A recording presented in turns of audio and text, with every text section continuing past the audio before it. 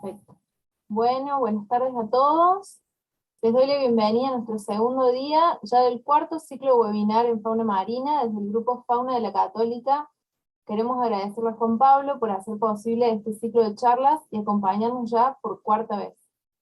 Sin más preámbulo, les presento a Julio Daniel Loureiro, médico veterinario recibido en la Universidad Nacional de La Plata, máster en nutrición y dietética recibido de la Universidad de León en España, quien hoy se desempeña como director científico en Mundo Marino.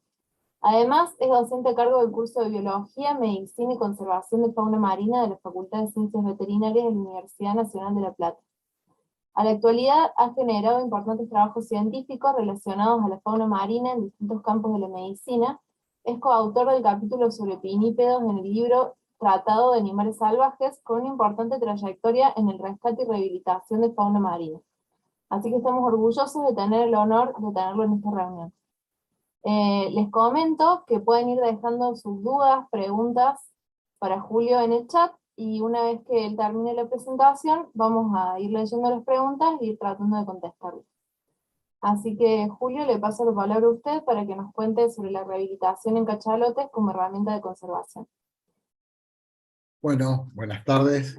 Muchas gracias por la invitación. Es un tema muy apasionante, la de los mamíferos marinos, especialmente los cetáceos. Y cuando hablamos de cachalotes es un gran misterio, ¿no es cierto? Pero bueno, es un desafío interesante la rehabilitación de estos animales. Pero lo que hay que tener en claro, sí, es que se conoce muy poco sobre la biología de estos animales, su comportamiento, la medicina, la anatomía, es decir, es muy relativo lo que se conoce. Entonces eso dificulta mucho la rehabilitación. Por eso son pocos los casos que se han llegado, han tenido buen fin con la rehabilitación de estos ejemplares. Hay un par de récord, ¿no es cierto?, en Cogia brevises. Se habla, por ejemplo, creo que uno llegó a 21 meses, otro a 15, un Cogia simus, o sima, mejor dicho, y, y en ese corto periodo se pudo estudiar bastante.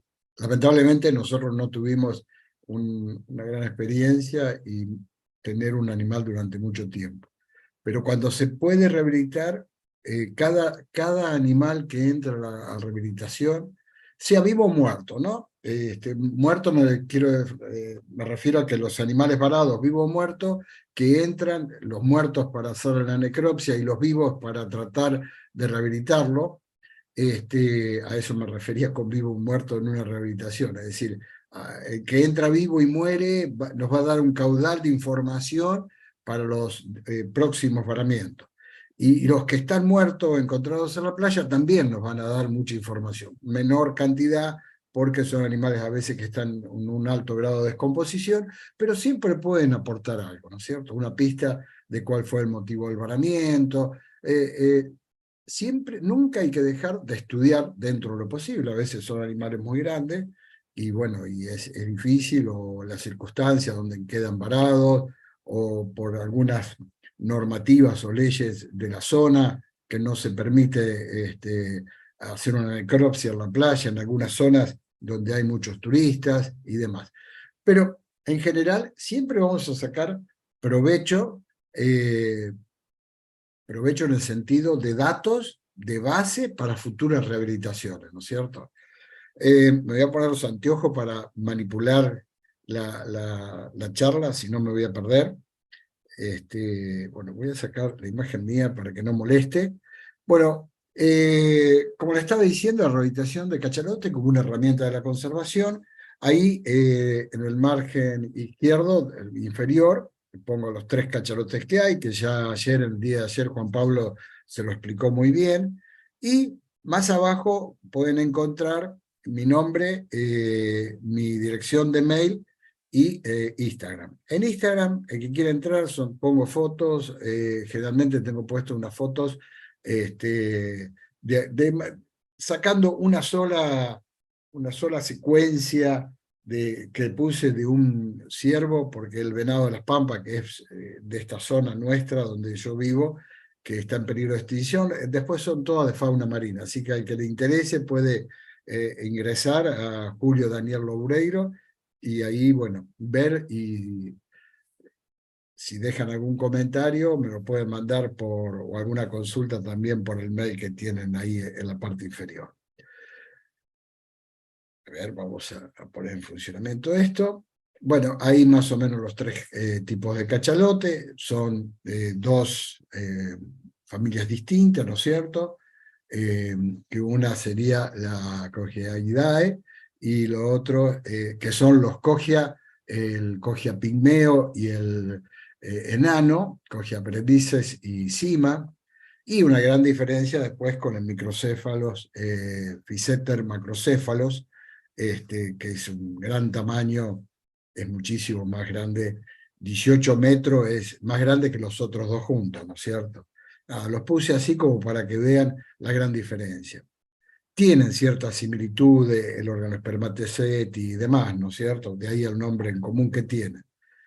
Bueno, cuando nosotros vamos a hacer un pantallazo de estos animales, vamos a empezar hablando, vamos a dividir en dos la charla, ¿no es cierto? Por un lado, los cachalotes Cogia, y por otro lado, después con Physeter macrocephalus, que es distinto, bastante su formato, la forma de lo que podemos hacer, intentar rehabilitar, la necropsia, por el porte que tienen los animales, cambia de uno a otro. Entonces vamos primero al grupo de los cachalotes pigmeo y el cima, que en realidad el que nosotros está en nuestra zona, que hemos tenido oportunidad de rehabilitar, es el Cogia brevice, ¿no es cierto? Y estos animales en la naturaleza, en su medio ambiente, se los puede observar muy poco, muy difícil. ¿Por qué? Porque son animales que cuando salen a la superficie no hacen un gran movimiento del agua, prácticamente pasa desapercibido, simplemente la respiración, ¿no es cierto? Y son de mar adentro, entonces son muy difíciles de observar. Yo he hablado mucho con pescadores, pescadores comerciales, deportivos, que han entrado en barco. En esta zona, pese a que nosotros hemos atendido, como les mostró ayer Juan Pablo, estos cachalotes, nunca nadie los pudo reportar en su medio, ¿no es cierto? Y bueno, entonces ustedes imagínense qué poca posibilidad de estudiarlo en su medio ambiente. Después hay otra cosa que es importantísima. Cuando uno ve estos animales en el mar y salen a respirar, bueno, por ejemplo, un delfín que va a tener las respiraciones, que son 2 respiraciones por minuto, 20 cada 10 minutos, generalmente uno los toma por 10 minutos, porque si tomás por minutos posiblemente decís, bueno, no respiró, te da 0. Entonces siempre cuando uno toma las frecuencias respiratorias, a nivel como veterinarios tratamos de tomar 10 minutos de observación, sea en el medio ambiente natural como en cautiverio.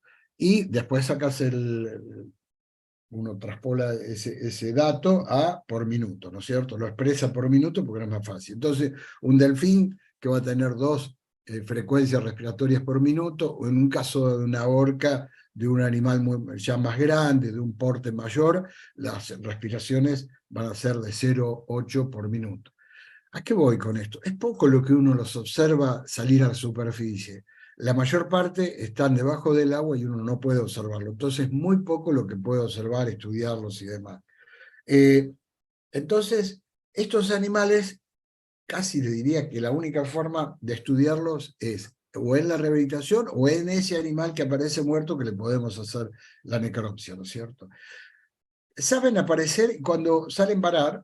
Tenemos varamientos, podemos dividir los varamientos en 2 tipos de varamientos: varamientos simples y varamientos múltiples. El simple, que es un ejemplar solo, y también dentro de este grupo podemos incorporar el varamiento simple, el varamiento de la madre con su cría, porque en realidad es simple, lo que pasa es que la cría va siguiendo a la madre.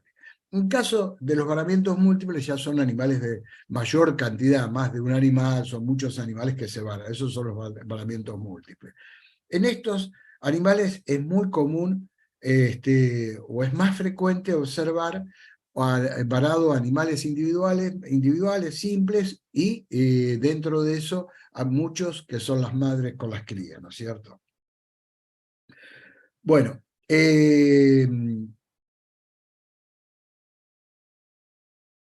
ahora nosotros tenemos que, claro, ¿cómo tendría que expresarle algo, ¿no es cierto? Estos animales son cetáceos, y dentro de los cetáceos son los odontocetos. Entonces vamos a tener las precauciones. Yo me quedé pensando recién si no debería explicarle algo, algunas particularidades especiales ya de los cetáceos, de los odontocetos de una rehabilitación, ¿no es cierto? Y tal vez voy a tratar de explicarles y decir qué diferencias o qué más se puede tener eh, cuidados en esta especie. Por ejemplo, todo animal que va a ser atendido a la playa, varó, vamos a ir, tenemos que tener como premisa: los cetáceos son animales salvajes. Como animal salvaje, esos animales van a ocultar sus síntomas. ¿Por qué? Porque van a andar en grupo, van a nadar en grupo, o de dos animales o grupos grandes, pero siempre van en grupos, y cuando el animal se enferma, no va a mostrar. Esto es característica para todos los animales: un león, un ciervo, un cetáceo. Es decir, no van a mostrar los signos de la enfermedad, de la afección que tienen, porque serían presa fácil de los predadores, ¿no es cierto? Es muy distinto un animal doméstico. Yo creo que acá la mayoría debe ser veterinarios, y bueno, un perro muestra claramente, un caballo van a ver todos los síntomas que tiene, los pueden hacer caminar, y el animal va a mostrar su patología, sus afecciones, sus dolencias, porque en realidad no está temiendo a alguien que puede ser, que él va a ser presa de algún otro individuo que los pueda predar, ¿no es cierto? En cambio, en un animal salvaje siempre tiene que estar atento. Entonces el animal va a seguir al grupo, ¿y qué es lo primero que va a dejar? Su energía la va a gastar en el seguir en el grupo, pero va a dejar de comer. ¿Por qué? Porque está enfermo, porque tiene una dolencia, porque tiene hipertermia. Entonces va a dejar de comer. ¿Qué es lo que pasa normalmente? Y esto quería hacer esta introducción, que eso me quedé pensando hoy, que debía hacer esta introducción, por si no están muy familiarizados con los cetáceos.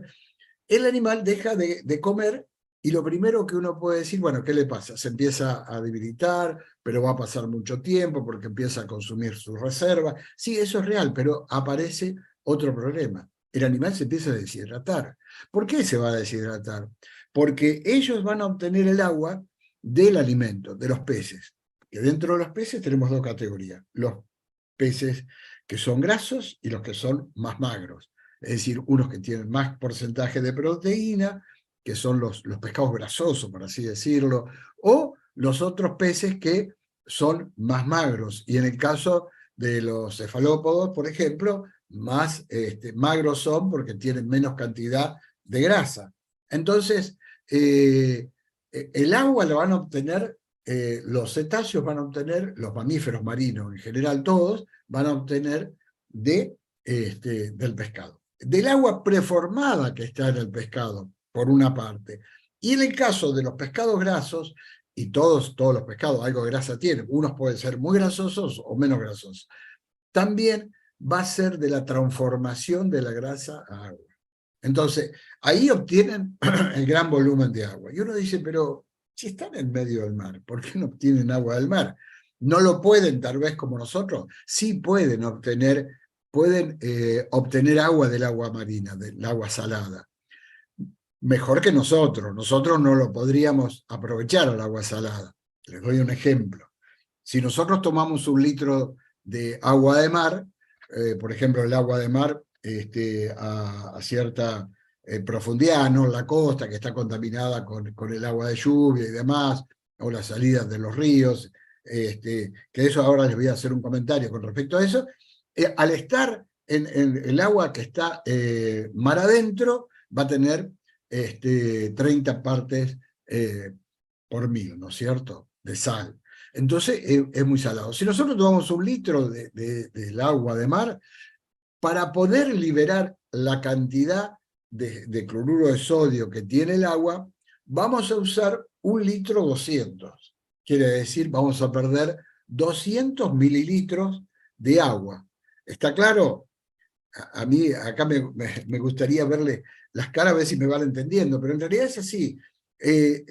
La incorporación del agua en nuestro cuerpo para podernos liberar de todos los cloruro de sodio que ingresó, necesitamos mayor cantidad de agua. Entonces nos va a producir una pérdida. Si nosotros tomamos agua de mar, vamos a terminar deshidratándonos.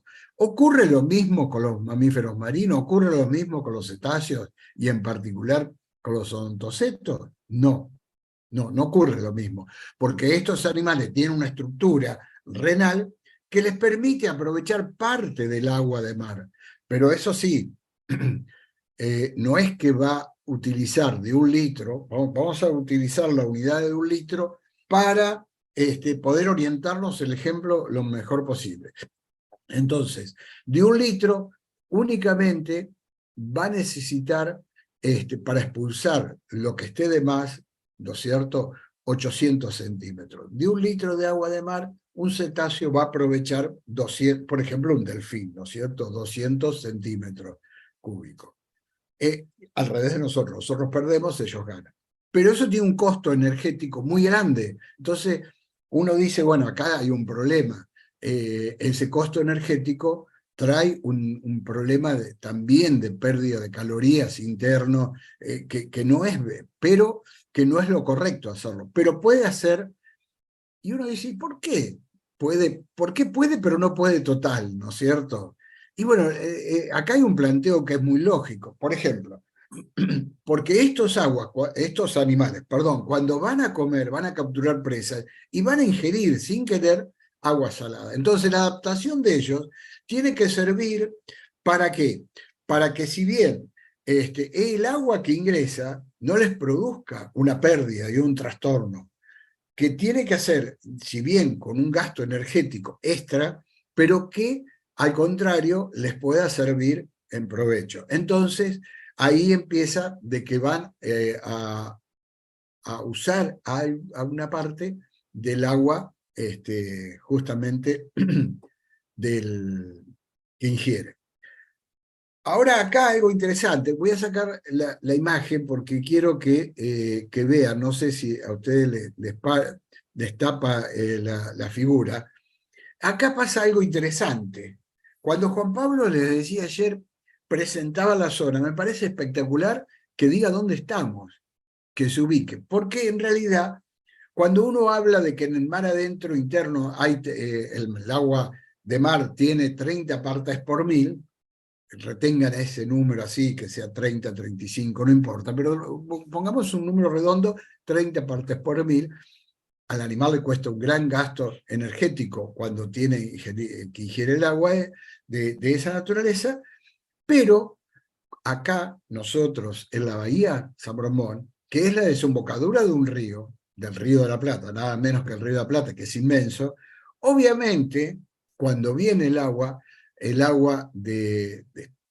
que viene de tierra adentro, ¿no es cierto? Cuando llega a la desembocadura, se va a mezclar con el agua del mar. Entonces no va a haber 30 partes por mil. Lo que va a haber son 15, 17 partes por mil, de acuerdo al volumen de agua que esté viniendo por las lluvias y demás, ¿no es cierto? Inclusive frente a la costa. Y usted mira, ¿y esto? ¿Por qué me está contando ¿Cuál es el sentido de esto?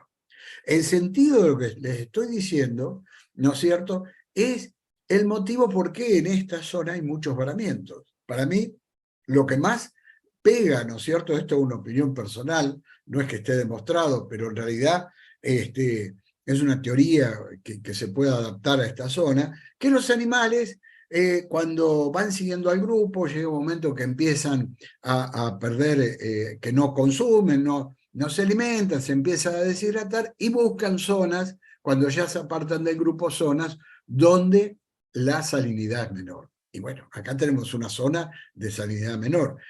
No me pregunten cómo puede distinguir el animal para orientarse de que el agua acá es de menor salinidad, pero es bastante coherente que en la zona que hay de menor salinidad, el animal si consume el agua que está deshidratado, ¿no es cierto?, ese animal va a incorporar, le va a costar un costo energético o el mismo costo energético, pero el saldo que va a tener es superior, es mejor, porque la salinidad de partida es más baja.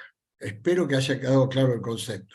Tal es así que, por ejemplo, cuando uno rehabilita lobos, lo que hace en el recinto es bueno ponerles unas batidas con agua dulce. Un lobo puede ir a tomar agua, y puede que no tome agua, porque no toman como los perros, pero hemos visto casos que sí van algunos animales y toman agua. Un perro toma agua de la batea, ¿no es cierto? Entonces, ¿qué pasa? Ese lobo que toma agua como un perro, ¿no es cierto?, fue a la batea, no sé si me expliqué bien ahí, nos está facilitando mucho la hidratación, porque se está hidratando normalmente él. Ahora, bien, ¿qué pasa con un cetáceo? ¿Podremos decir que ocurre lo mismo? Y hay casos que están reportados que sí, han puesto mangueras, inclusive también se habla, algunos en un animal enfermo en rehabilitación, ponerlo en agua dulce directamente, un cetáceo en agua dulce.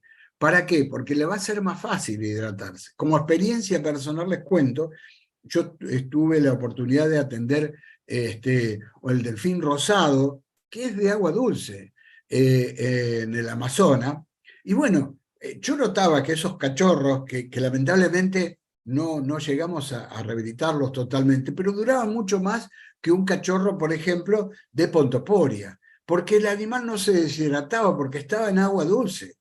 Ahí después no funcionó porque teníamos muchas falencias de cosas, porque fue algo muy improvisado, me avisaron. Yo estaba en Perú y fui al Amazonas, a la zona de que había varado unos cachorros rosados, ¿no es cierto?, de delfín rosado, pero ¿qué pasaba?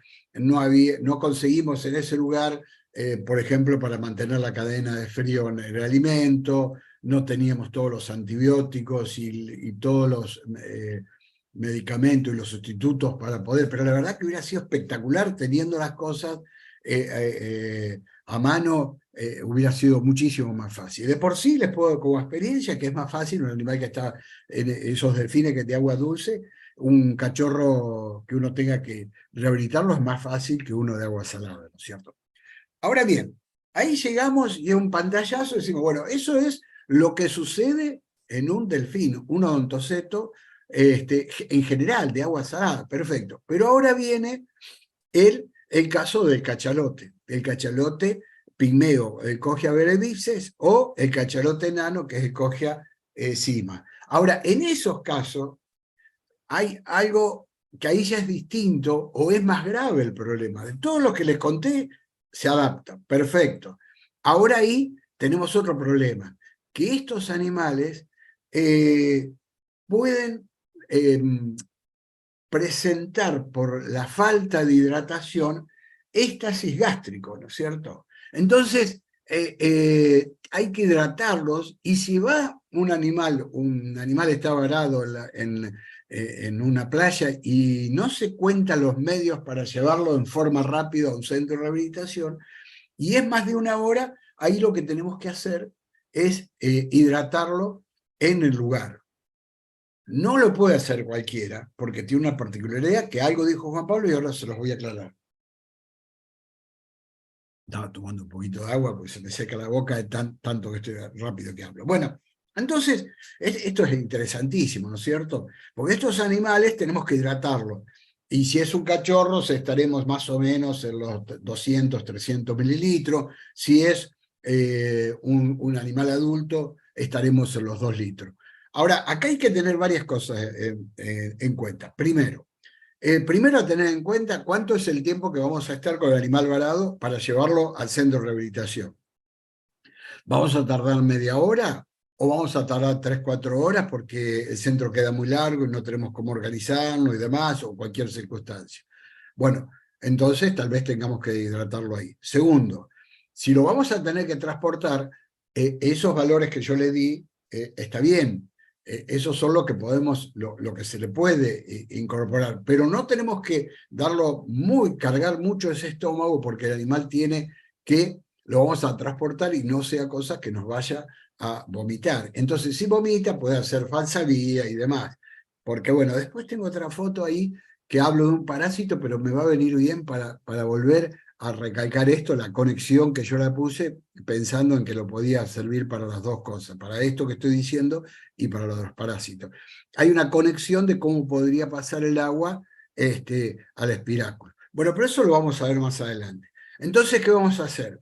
Vamos a tratar de hidratar, ya sea ahí, si es más de una hora, o en el centro de rehabilitación cuando ingrese. Vamos a tener en cuenta al animal para ver cuánto le colocamos. Pero, ¿qué dijo Juan Pablo ayer? Les contaba de que hay un desplazamiento, ¿no es cierto?, justamente del orificio nasal, y de la laringe está desplazada hacia el lado izquierdo del animal. Ahora bien, nosotros nos vamos a parar frente al animal y lo vamos a tener de frente. Entonces con la sonda, vamos a introducirla por la boca, vamos a ir a la parte superior de la boca porque tenemos que pasar por esa lengua que la vieron que era bastante poderosa y eso, vamos a ir por arriba de la lengua y vamos a tener que girarla. ¿En qué sentido? En el sentido contrario a las agujas de reloj. ¿Se entiende? ¿Por qué? Porque nosotros lo tenemos, la derecha nuestra es la izquierda del animal, entonces vamos a incorporarnos y vamos a girar en contra del sentido, porque lo estamos viendo al animal de enfrente, para poder pasar entre la laringe y seguir al esófago y llegar al estómago sin inconveniente. Espero que me hayan entendido, es bastante fácil, es imaginarse tener al animal de frente. Entonces, ¿se acuerdan? Es frente al animal, hacia arriba, pasando la lengua y girar la sonda hacia nuestro lado izquierdo, que es el derecho del animal, es decir, pero lo que se puede usar para acordarnos es en contra del sentido de las agujas del reloj. ¿Está? Bueno, perfecto. Pasamos a la segunda diapositiva, o placa, mejor dicho. Esta es una solución de electrolitos que se puede usar. Ahí puse el caso de esa foto, es el M5005. M por mamífero, 50 porque es el número de orden que ingresó en ese año. En el año 2005 ingresó un ejemplar en el orden 50, que justo se va a colocar en un libro foliado que está, vamos a buscar la hoja número 50, y ahí va a estar toda la descripción de los datos básicos del animal. Y su historia clínica después va a estar con ese número que lo va a seguir desde el principio, desde el ingreso hasta la muerte o la liberación, cualquiera de las dos cosas, va a seguir siempre ese número, ¿no es cierto? Entonces recuerden, el número, la M de mamífero, el número de orden y los dos últimos años de los 2 años, los 2 últimos números del año en curso, que no se va a repetir a 100 años, pero en 100 años nosotros no vamos a estar, lamentablemente, pero bueno, va a ser así. Ahí abajo les doy una pequeña fórmula para preparar algo casero, y dice, está puesto expresado en cucharitas y cuchara y centímetros. Uno dice, como cloruro de sodio, ¿por qué me está hablando de centímetros cúbicos? Porque en realidad lo que estoy poniendo es que es una cucharita de esas de café, ¿no es cierto? Más o menos, que tienen 5 centímetros cúbicos, la chiquitita, es media cucharita de cloruro de sodio, que son de 2,5 centímetros. Y un cuarto de cucharita, que es de cloruro de potasio. Y después bicarbonato de sodio, le vamos a poner media cucharita también, y lo expreso así en vez de gramos, y eso, una porque está en varias literaturas lo he encontrado así, y otro porque en realidad en la práctica después no vamos a tener para estar midiendo y demás, hacerlo todo justo, ¿no es cierto? Lo que sí vamos a tener, ¿qué es lo que vamos a tener? Capaz que una cuchara, una botella, medidas que tengamos a mano y que sean fáciles. Y bueno, destroza, va a ser 60 centímetros, y 60 centímetros, y que son 4 cucharas. Y toda esa cantidad se pone en 1 litro de agua, en 1000 centímetros cúbicos, ¿no es cierto? Bueno, perfecto. Eso hay quien dice que sería bueno pasteurizarlo. No es fácil, pero sí tratar de que no sea agua contaminada, porque también se puede contaminar el agua, se puede contaminar, puede ser agua contaminada de canilla y demás. Entonces, nosotros cuando no pausterizamos el agua, pero sí, por ejemplo, tratamos de que sea de bidones de buena calidad, cosa de que no esté contaminada, ¿no es cierto?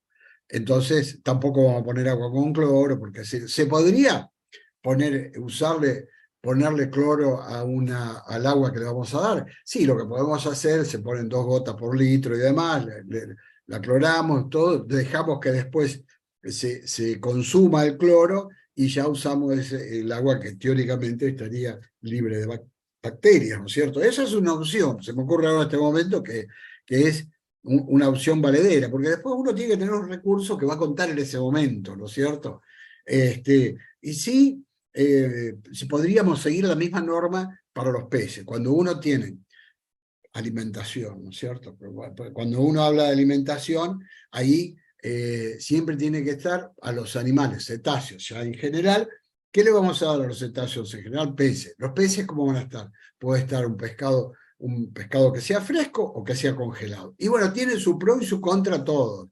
Cuando uno dice, bueno, le vamos a dar, esto es en general, ya alimentación para todos en general. Ahí le estoy mostrando cómo le estamos pasando un calamar, se está puesto en la punta de... Ahí en ese momento estamos usando la sonda como un instrumento para acompañar y para que el animal pueda tragar el calamar. No sé si ustedes lo pueden ver, la sonda está metida adentro del calamar, ¿cierto? Bueno, entonces, cuando uno dice, bueno, ¿y por qué lo damos fresco al alimento o se lo damos fresco? Me refiero, por ejemplo, bueno, uno agarra un cetáceo, le tiene que alimentar un cetáceo que está en rehabilitación. Sale el barco, viene el pescado que fue recién capturado, se lo damos al animal fresco. Es una buena opción, está muy rico en vitaminas, en todo, no tiene mucha contaminación, pero ¿qué es lo que nos sucede? No, por ahí no tenemos la continuidad, ¿no es cierto? O el stock que necesitamos. Perdemos el control, estamos pendientes a ver qué es lo que viene con la pesca. En cambio, el congelado tenemos, sabemos qué es lo que tenemos, lo tenemos congelado, lo congelamos y lo damos. Eso como norma general, a favor y en contra. El pescado fresco tiene de contra, por un lado, es si el pescado tenemos todos los días, un día de lluvia, un día de tormenta, no salió los barcos y ahí nos encontramos con un grave problema, ¿no es cierto? No contamos con pescado. Esa es la parte negativa. Lo que es bueno, la parte de frescura, porque se capturó, es como que el animal lo comió. ¿Qué algo más también tiene negativo el pescado fresco y recién adquirido? Tiene parásitos. Bueno, ustedes me pueden decir, bueno, pero la naturaleza come animales con parásitos. Sí, es cierto, pero nosotros no queremos tener o tener lo menos posible es que le estemos aportando más parásitos a un animal de que por sí está débil. Que ese animal, como dijimos hoy, estuvo enfermo o está enfermo, siguió a la manada, se debilitó, no comió, se deshidrató y sale a la playa a vararse. ¿Qué es el gran misterio? ¿Por qué se varan estos animales? ¿Por qué no se quedan a morir en el medio del mar? ¿Por qué van a querer vivir un poco más? Son uno de los grandes misterios. Yo por lo menos no lo alcanzo a entender y no encuentro una explicación. ¿Por qué un animal va a un medio tan hostil como es la playa, la tierra, cuando ellos tienen un cuerpo hidrodinámico para que estar suspendido en el agua y resulta que van a un piso firme que tiene dificultad para mantenerse, para poder respirar, y sin embargo les produce dolor, les trae trastorno, tal es así que eso está medido, porque un animal que se varó, seguro que aparte del problema que se varó, vamos a empezar a encontrar enzimas que nos van a adaptar cuando sacamos sangre del propio alvaramiento. Vamos a tener un aumento de la CPK, vamos a tener un aumento de la LDH y demás, un montón de cosas, y después uno dice, bueno, ¿qué es en este análisis de sangre? ¿Qué es lo que tiene que ver con el varamiento propiamente dicho y qué es qué parte corresponde a lo que llevó al animal a vararse. Esos son los... a ir a vararse a algo tan hostil, ¿no es cierto? A algo que les produce dolor, que están mal y demás. Bueno,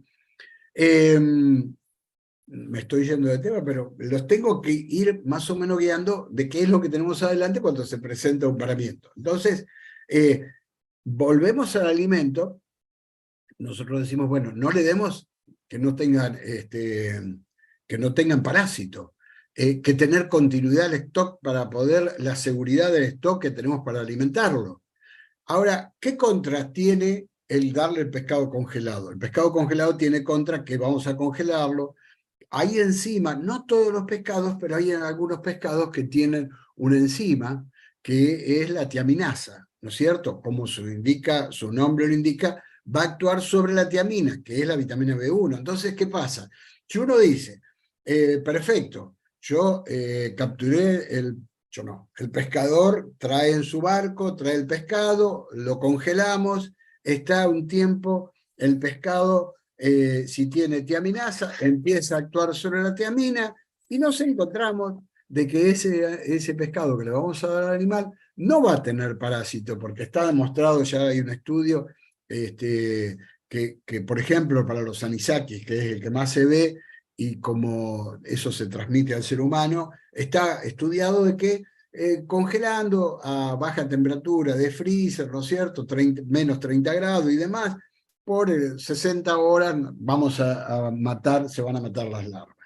Y si le podemos dar más tiempo, nos vamos a asegurar de que no le vamos, por ese medio no le vamos a pasar ninguna larva, nada hacia el animal. Entonces está bárbaro. Ahora, ¿cuál es la contra? La contra es decir, lo favorable es que si el pescado que le vamos a dar está congelado y está frisado, lo tenemos congelado, está frisado, le matamos los parásitos, tenemos el stock que le tenemos que dar, tenemos la seguridad.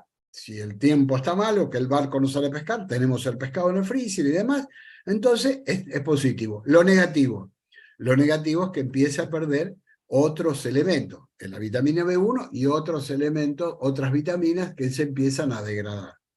¿Cómo tenemos que subsanar ese problema? Le podemos dar suplementos vitamínicos a estos animales. Por eso siempre se le da suplementos vitamínicos. Si a mí me dejan elegir, yo prefiero el pescado congelado y demás. Pero como norma general, y que esto lo saben ustedes en cualquier alimento que tengan frisado para ustedes, para comer ustedes, cuando lo sacan del freezer, no se vuelve a frizar. Lo que se descongela no se vuelve a congelar. Algo sencillo, no necesita mucha explicación. La multiplicación mientras el descongelado, la multiplicación de bacterias que normalmente hay en el pescado, se empieza a acrecentar. Si lo congelamos, ya el congelado va a estar con un volumen muchísimo más alto de bacterias que cuando tuvo al principio, ¿no es cierto? No sé si soy claro, pero es bastante, el concepto es sencillo.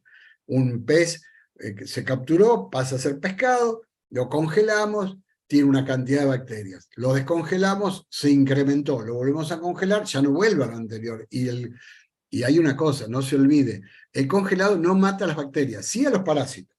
Es decir, por ejemplo, la triquina, o la mayoría de las triquinas, haciendo un paralelismo, los que saben que son veterinarios saben que la triquinosis la podemos controlar con el congelado, ¿no es cierto?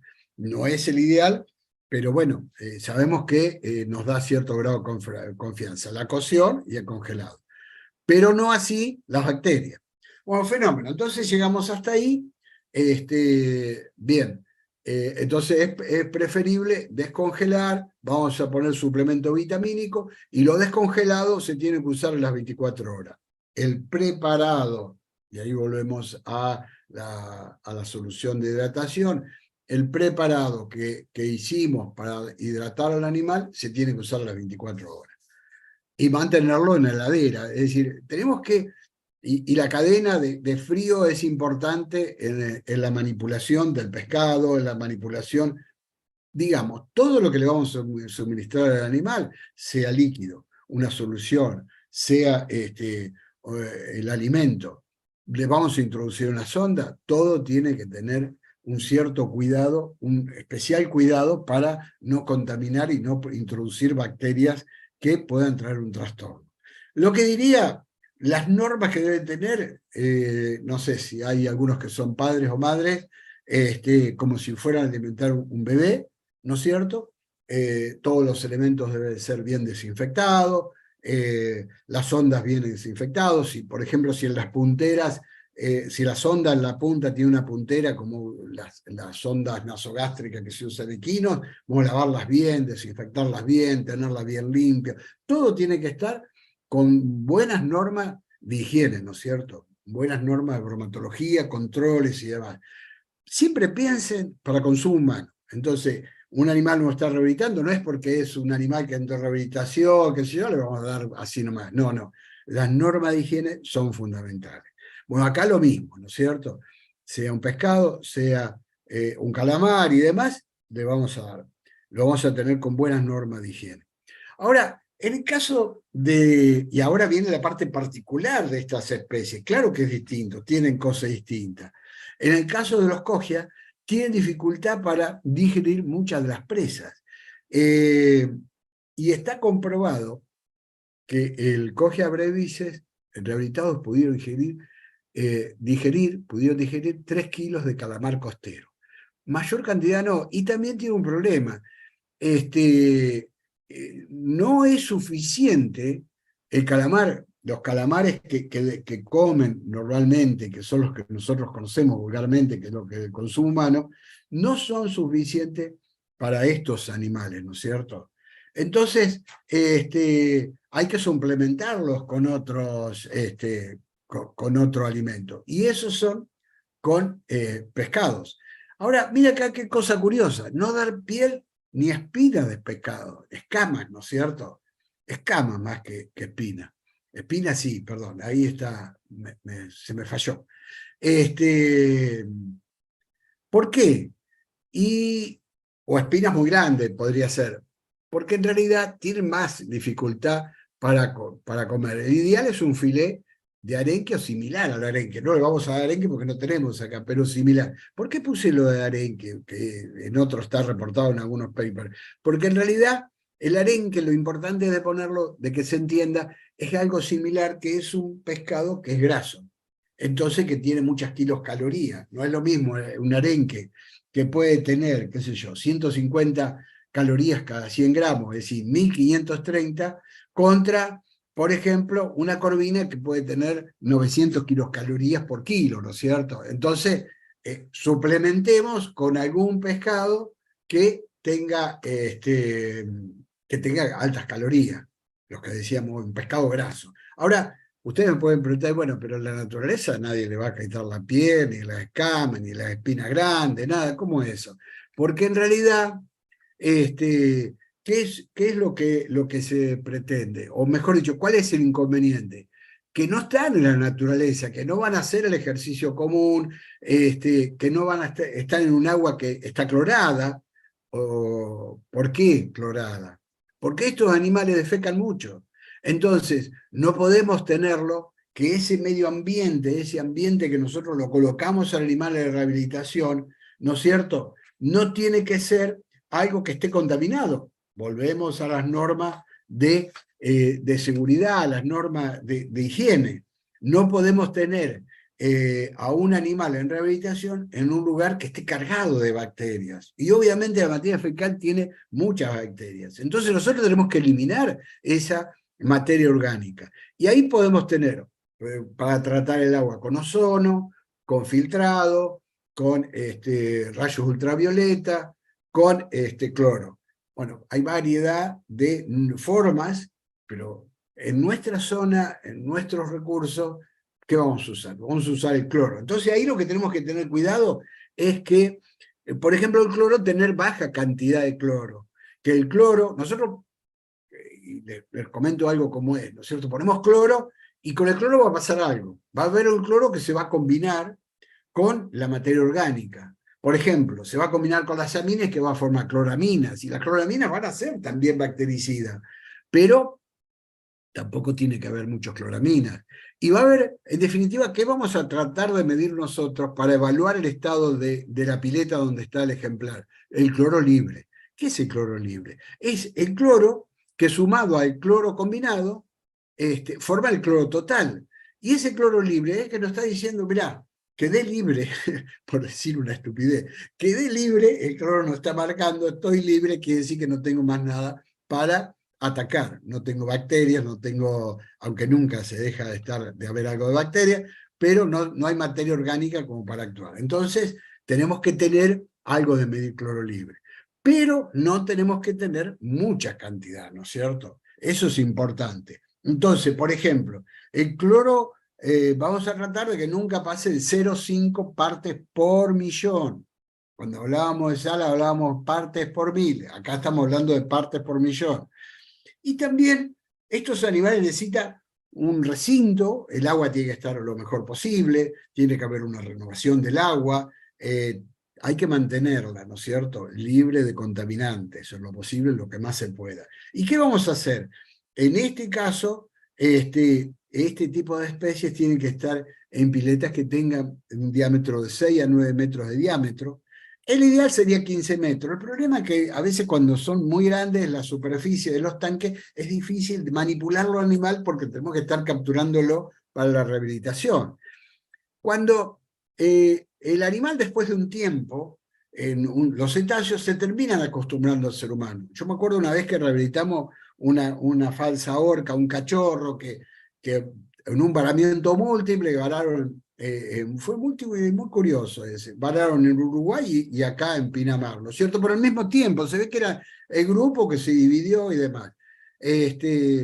Y cuando nos avisan, habían aparecido 3 animales, esto lo cuento porque habían aparecido 3 animales de falsa orca en Pinamar, y la gente los introducía. Uno murió, otro lo introducía y salía, y había uno que lo introducía y salía a la playa, lo introducía y salía a la playa, y de ahí nos llama. Entonces fuimos, claro, salía el pobre animalito porque en realidad era un cachorro, quería estar con la madre que estaba muerta afuera, entonces no iba a poder vivir, porque era un lactante. Bueno, lo llevamos, llevó un tiempo muy grande para rehabilitarlo, porque esos son los más difíciles. Pudimos rehabilitarlo porque mamaba, entonces hay que darle un preparado simulando que sea parecido a la leche y demás. Es bastante complejo, ¿no es cierto? Ahora, claro, al principio teníamos que tener una superficie chica, en una pileta chica. Nos pasó con una orca, la orca Belén, que también la encontró el padre Mamerto Manapache en la playa, iba caminando, se la encuentra. Era un cachorro lactante, entonces eso cuando son chiquitos vos lo podés manipular, pero entonces tenés que tener de esos 6 a 9 metros, tiene que estar una superficie que uno pueda introducirse y poder manipularlo. A la larga, como le decía, de esa falsa orca, primero había que hacer todo un operativo para poder tratar al animal, y a lo último, simplemente se iba con la sonda, ¿no es cierto?, al lado de la pileta, y el animal venía, abría la boca porque tenía hambre y sabía, entendía de que era ahí donde iba a saciar su hambre, ¿no es cierto? Que eso estaba ahí, era alimento. Pero bueno, entonces ahí sí es lindo que sean las piscinas sean lo más grande posible en la rehabilitación, porque ahí hay que, justamente el animal va a tener un mejor comportamiento y va a ayudar mucho para la rehabilitación. Entonces recuerden, no mucho cloro es posiblemente van a tener que hacer si alguien tiene que participar. El cloro no es bueno para el animal que esté en agua con cloro, pero el agua con bacterias también es malísima, ¿no es cierto? Porque es como poner un caldo de cultivo. Y estos animales que tienen materia fecal que es bastante marrón, así, que se hace esas nubes y demás, bueno, esa contaminación, y estos animales defecan mucho. Entonces hay que tratar de tener y filtrar mucho. Uno tiene que pasar todo el volumen de agua, otro dato que les doy, todo el volumen de agua de la pileta tiene que pasar por el filtro cada 2 horas. ¿Se entiende? Es decir, si tenemos 100.000 litros, tiene que haber una capacidad de bomba y de filtrado de 50.000 litros hora. para llegar a los 100.000 litros cada 2 horas. Bueno, eso es todo complejo. Otro dato importante, que para estos animales, si bien van en superficies profundas y están a temperaturas bajas, para estos casos es importante que estén en una temperatura de 27 grados. Les cae muy bien, les gusta, y ahí se sienten cómodos. Importantísima la temperatura del agua. Lo sé por experiencia porque cuando rehabilitamos una pontoporia, tuvimos que armarle todo un sistema para mantener la temperatura, y así el animal pudo ser rehabilitado. Siempre la temperatura es muy importante, es muy largo para explicarlo acá porque si no, no vamos a terminar más, ¿no es cierto? Pero bueno, es muy importante tener en cuenta. ¿Qué vamos a hacer? Tuvimos la parte del medio ambiente donde vamos a alojar al animal, ¿no es cierto? Lo hidratamos, vimos una fórmula para hidratar, vimos que tenemos que tener cierta consideración con el alimento. ¿Y qué vamos a hacer? Tenemos que empezar a hacer el diagnóstico, a ver qué tenemos, qué pasó con este animal, por qué está, cómo está, qué medicación, qué diagnóstico presuntivo y qué tenemos que darle, ¿no es cierto? Entonces ahí lo que vamos a hacer, dentro de todos los análisis complementarios, el que mejor va o el que más necesitamos hacer es la sangre, es lo que más datos nos va a aportar. Pero en realidad vamos a hacer varias cosas. Vamos a tomar líquido de respiración. Que el líquido de respiración, cuando respira el animal se le pone una placa de Petri, que vamos a juntar ese respiro, lo vamos a juntar para llevarlo después a un portaobjeto. Lo podemos tener con GRAN, con ¿cómo es? T15, y ahí nos vamos a orientar a ver nos va a reflejar qué es lo que tiene ese animal. Ahora bien, uno dice, bueno, ¿es seguro? Estos animales tienen algo importante. El cambio de volumen del aire inspirado y expirado es muy grande, es un gran porcentaje. Entonces uno piensa o puede presuponer que cuando vamos a tomar una muestra está viniendo de lo más profundo de los pulmones. Aunque hoy también se dice de que es orientativo, tampoco es para tomar un 100% de que ese fluido de respiración nos está dando todo una imagen de lo que está dentro, ¿no es cierto? Nos está delatando todas las bacterias que están en el pulmón. No, no es así. Pero nos orienta bastante. Y lo tenemos que hacer, porque es dentro de lo poco que tenemos para hacer diagnóstico, ese es a uno. Y lo otro es, por ejemplo, materia fecal. ¿Qué vamos a hacer? Materia fecal, vamos a poner un hisopo, entonces vamos a poder hacer citología, vamos a poder hacer parasitología, en el respiro lo mismo, ¿no es cierto? Si la citología es un instrumento muy sencillo, económico, que se los aconsejo. A los veterinarios les diría que tienen que ser para cualquier animal que vayan a atender cuando hacen pequeños, grandes animales, van a atender un caballo, tengan un equipo para hacer citología y hagan análisis de sangre. Lo rutinario, lo más sencillo, yo entiendo, no van a montar en una veterinaria algo muy complejo, algo muy sencillo, pero tengan los elementos como por hacer. Yo sé, mire, yo atendí pequeños animales, atendí grandes animales, y después se hice silvestre, ¿no es cierto? Pero también soy consciente de que muchas veces uno dice, sí, pero pará, vas a sacar sangre y vas a hacer un montón de análisis y el cliente, el pequeño de animales, no te lo paga porque no te lo pide. Es cierto, pero no lo hagan por el cliente, háganlo por el animal y por ustedes. Por ustedes principalmente, porque van a aprender mucho si hacen esos análisis. Entonces, para seguir adquiriendo experiencia, tienen que tener un pequeño laboratorio a la par de ustedes. Bueno, y ahí ven que soy yo, y yo soy pelado, así que están viendo que ese da fe de que ese soy yo. Bueno, ¿qué es lo que pasa? Cuando sacamos, ahí puse esta placa porque es interesante. Yo me acuerdo que muchas veces, hoy hay algunos datos, ahora les voy a mostrar, hay algunos datos de sangre, de valores normales, entre comillas, o de lo que se ha podido rescatar de estos animales, pero uno dice, pero yo saco, como nos pasó a nosotros, bueno, pero es el primer caso que aparece que ni sabía que era un cachalote, y bueno, y uno, todo ese misterio. Entonces empieza que uno dice, bueno, le voy a sacar sangre y lo comparo con otros, aunque si no tengo de cojea, lo comparo con otros cetáceos. Y lo que le quería mostrar a esta placa, que más o menos los valores están dentro de los valores normales, el rango es muy parecido, porque si ustedes ven que un cojea está entre 100 de cloro, entre 105 y 120 mil equivalentes por litro, y van a ver que el Turcios truncatus es muy parecido, porque esa diferencia no es nada.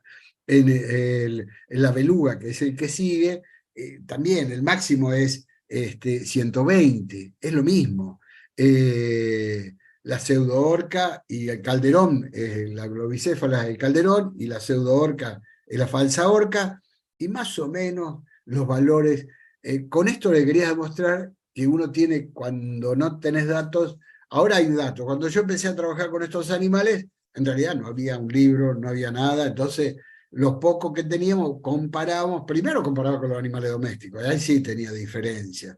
Cuando quería ver la uremia de un animal doméstico y estos animales, bueno, me volvía loco. Pero en realidad después cuando empezaron a aparecer algunos valores, algunos trabajos en Turcios, que fue lo primero que aparecieron, uno pudo compararlo. De las belugas también hay muchos, porque como las belugas se las captura, como es, en, bueno, en el Ártico hay poblaciones que viven de eso y tienen un cupo para capturar y comer. Eso ha permitido que se ha obtenido muchas muestras de eso. Bueno, esa es la realidad. Después yo sé que muchos dirán, "No, ¿cómo van a matar?". Bueno, pero hay gente que vive de eso. Los esquimales tienen un cierto cupo asignado para comer de las belugas. Bueno, y por eso de las belugas llama la atención de que hay muchos datos de las belugas, ¿no es cierto? Pero en definitiva uno puede comparar con otros animales. Esta placa lo que quería mostrar era eso, ¿no es cierto? Que podemos usar otros cetáceos para comparar y si no tenemos, guiarnos un poco. Y acá también hice una comparación en la fila de arriba, está un promedio del M5005, de los datos que tuvimos, y abajo, normal, que hay en un trabajo que encontré, en aquel momento cuando sacaba de la sangre a estas cachalotes, no, en realidad no tenía nada con qué compararlo. Por eso puse la otra placa que uno puede usar para comparar los valores normales, ¿no es cierto?, de otros cetáceos. Y acá hablamos de la tinta del color marrón, rojizo, que lo usan como camuflaje, como para poder huir. Los animales cuando se estresan, que están huyendo de algo. Juan Pablo pasó un videíto que no lo había visto nunca, muy interesante, que ven una cantidad de mancha ahí, de esa tinta o materia fecal mezclado, ¿no es cierto?, justamente para camuflarse. Si viene un predador, ellos pueden irse con esa nube que se produce, bueno, pueden retirarse. Les cuento, como una experiencia, cuando tuve la primero que estuve en contacto, estaba en la pileta y de repente me encuentro, que estábamos con Sergio, no sé si Sergio está escuchando, pero se debe recordar, estábamos y yo la verdad que no tenía idea de esta especie. Y de repente me encuentro que estaba en el medio de una mancha rojiza.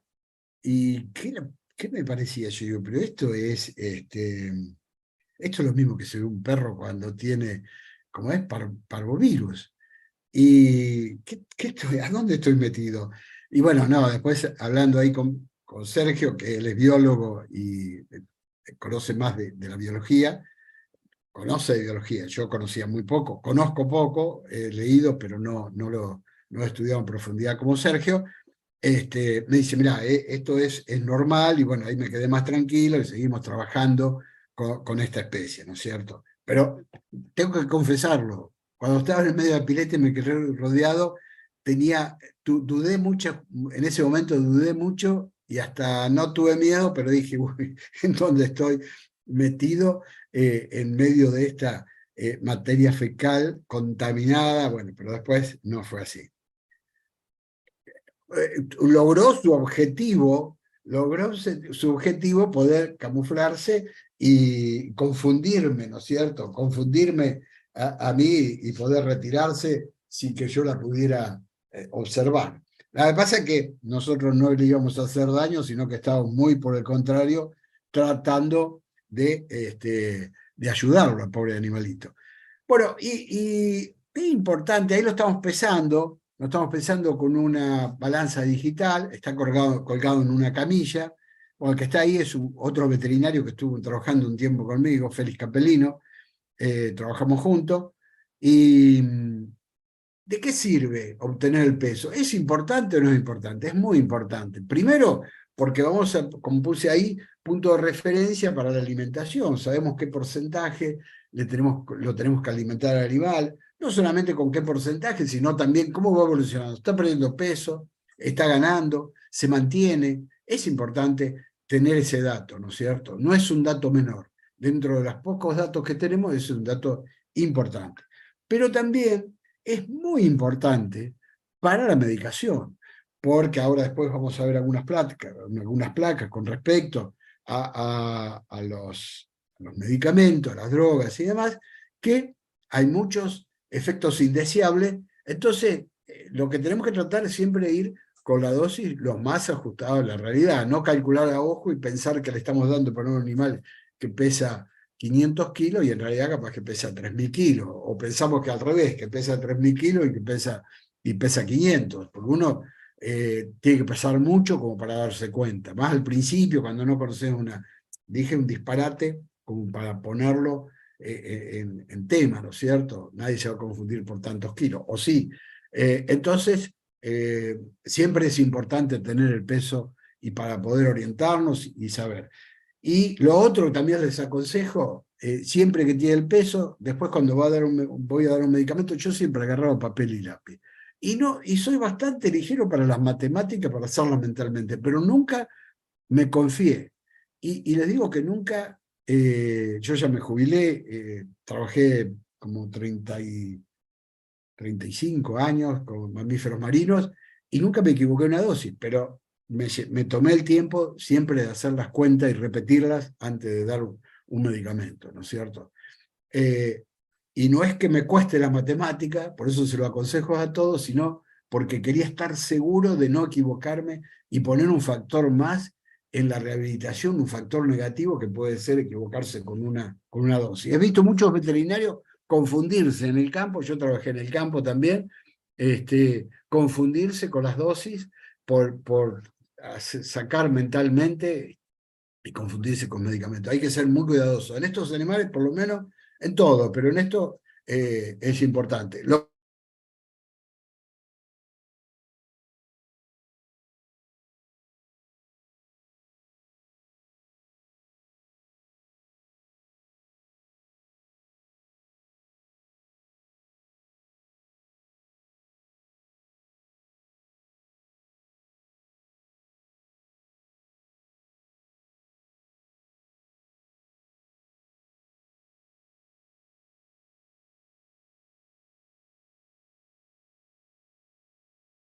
Hola Julio, ¿me escucha? Creo que se cortó el audio.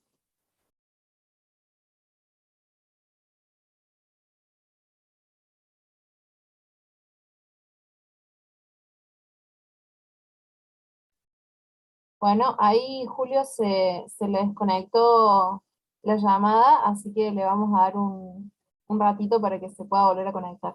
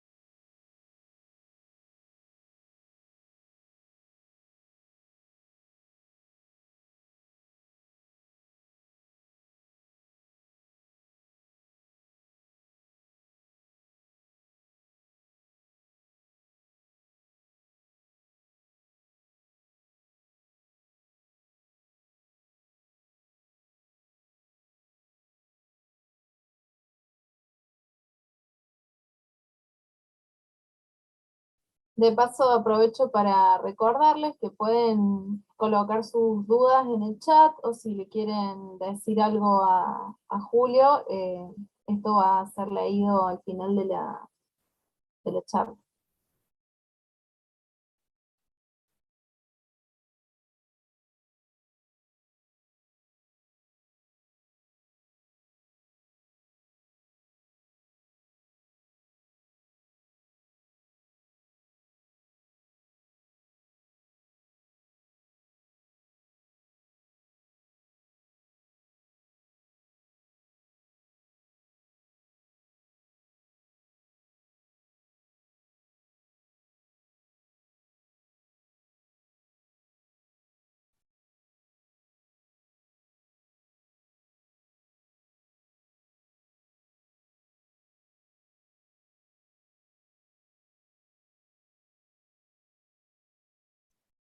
Julio, ahí te podemos ver. Ahí podés ver, ¿no?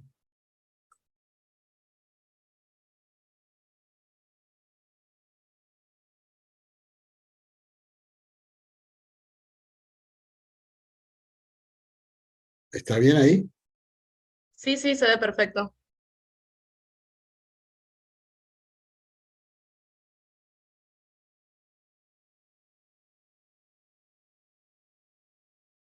En esta diapositiva había quedado, ¿no? Sí. Bueno, un momento, por favor.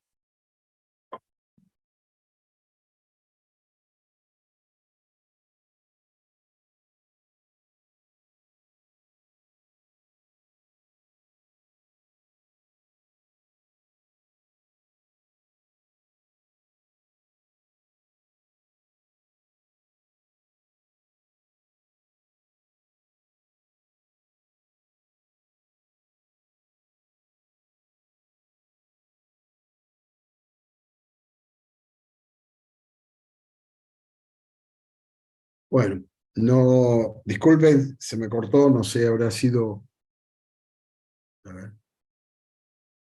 si habrá sido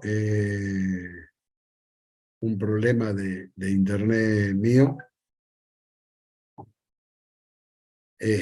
Continuamos, no sé si alcancé, si alcanzó a ver esta placa, no sé hasta qué punto llegó, bueno, pero lo que quería decir, lo que quería decir la importancia del peso, creo que quedó claro eso, porque me parece que se me cortó 2 minutos cuando estaba ahí, pero la importancia es, por si no quedó grabado, la importancia es para la alimentación, la evolución del alimento, la evolución corporal y las dosis de los medicamentos, ¿no es cierto? Eso sería como lo principal de la evaluación del peso. Sé que voy un poco demorado, pero quería mostrarle algo. A ver, vamos a pasar a esto que me parece que es muy importante. Y esto empezamos en general para todos los cetáceos. Son escasos los datos farmacológicos en cetáceos. Es real. El N cuando tiene que se estudia un fármaco es chico. Es decir, y después ustedes piensen que, por ejemplo, un animal doméstico se hace un trabajo con un N determinado, pero después se empieza a administrar y se pueden encontrar que hay alteraciones o produce alguna reacción adversa y demás, pero después de haber pasado en miles de animales, ¿no es cierto? Y el ser humano lo mismo, cuando toma uno lee un medicamento y vas a ver que siempre hay un montón de recomendaciones por las reacciones adversas, ¿no es cierto? Bueno, ahora imagínense en esto, que el N es muy chico, cuando se hace, si no está dentro del N, a veces no se puede decir, bueno, ¿cuántos cachalotes podés disponer para medir el efecto de un fármaco en un cachalote? Es uno, porque es el animal que está en rehabilitación y tenés que hacer algo. Entonces, hay que tener claro que cuando uno va a hablar de medicamentos en cetáceos, son escasos los datos que hay. Entonces, cuando tenemos que suministrar un nuevo tratamiento, a mí me gusta decir siempre, o hacerlo, hecho siempre, es darlo a la mañana. ¿Para qué? Durante el día uno puede observar qué reacción tiene el animal. Porque si no, se lo das a la tarde y te pierde un montón de observación del animal. En cambio, de día uno puede observar. Se podrá hacer algo si hay una reacción adversa o no, pero bueno, uno sabe qué es lo que está pasando, por lo menos podés controlar, hacer observar siempre al animal que se le dio una medicación nueva.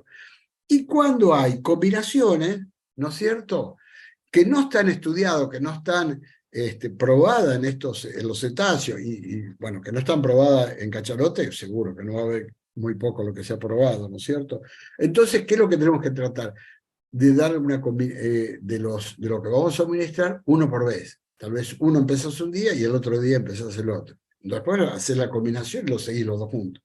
Pero poder estudiarlos individualmente, ¿no es cierto? Eso es importante. Y hay algunas drogas que puse acá en general para para algunos cetáceos, ¿no es cierto? Entonces, cuando uno ve que, por ejemplo, la sulfa, ¿no es cierto? Esta sulfa, la sulfadiazina, ¿no es cierto? Que ha traído trastornos en Turcios truncatus, ¿no es cierto? Y en orcas, entonces, que ha tenido un problema con algunos casos de forma mortal. Estos han tenido, por ejemplo, el levamisol, le dieron el levamisol inyectable a unas belugas y se murieron. La cefovecina, que es una cefalosporina, tuvieron problemas. A veces algunos problemas graves que murieron o que tuvieron trastornos complicados.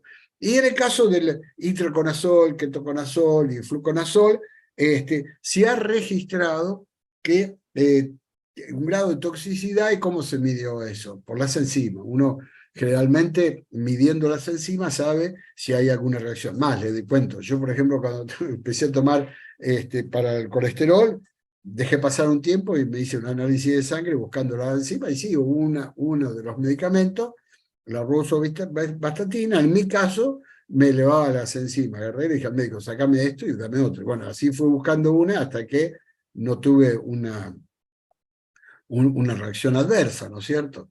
Y estamos hablando de que a mí no la soporté y otras personas la han soportado perfectamente. Bueno, acá, imagínense, cuando tiene un nene chico, esto está bien estudiado, la sulfa, el levamisol está prohibido totalmente, nadie lo da, no es que esté prohibido, no sé, no hay nadie que prohíba o no, o que apruebe. Pero entre los veterinarios que hemos trabajado y los que se trabaja, nunca a nadie se le va a ocurrir dar un levamisol a un cetáceo. Y en el caso particular de los cogia, por ejemplo, se ha visto reacciones de fluoroquinolonas en algunas cefalosporinas, en la atropina, y nuevamente en el itraconazol hubo problemas justamente con la elevación de las enzimas, que después cuando se corta se normaliza. De ahí es que la importancia que tienen son los análisis muy completos de sangre, y diría que más o menos cada día por medio o cada 2 días, para ver la reacción, cómo evoluciona. Después, cuando ya está estable el animal, se puede extender más el caso, los análisis de sangre. Y tiene que ser bien completo, ¿no? Todo un hemograma, ionograma, hepatograma, todo bien, bien completo. Son varias determinaciones, no me acuerdo ahora cuántas son el número, pero siempre que pedíamos lo más completo posible, 20, 30 determinaciones, ¿no es cierto? A veces, claro, a veces algunas nunca la vimos, observamos nada, pero bueno, es importante. Después algunas va a haber modificaciones por la enfermedad que lo hizo varar, pero lo que le decía hoy, que te sirven algunas como la LH y la fosfatasa alcalina para ver cómo evoluciona. La CPK, que te va a decir el daño que tuvo en el momento y los golpes que tuvo en el varamiento, en un piso firme y demás, con los músculos, y que es un medio muy hostil para ellos, ¿no es cierto? Bueno, este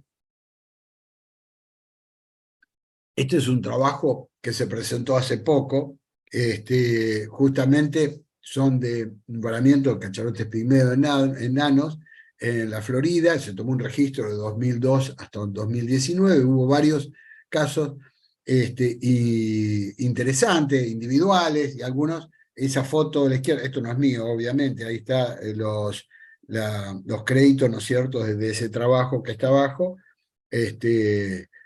justamente, y ahí ven una madre con un cachorro, ¿no es cierto? Bueno, me pareció que nombrando a los autores, me pareció que es dato interesante ponerlo porque hay que sacar provecho de los datos que se pueda tener para futuras rehabilitaciones, ¿no es cierto?